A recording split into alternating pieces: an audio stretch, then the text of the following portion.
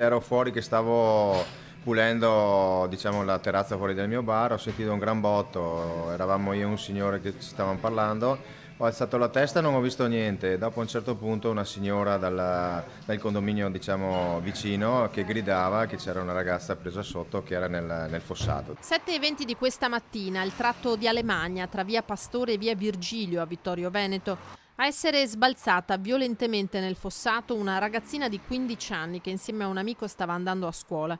Investita da un'auto, una Volkswagen condotta da un 35enne che procedeva in direzione Serravalle e ha poi spiegato di non averla vista. Sul posto è atterrato l'elisoccorso del SUEM 118. La giovanissima è stata trasportata in ospedale a Treviso in condizioni serie.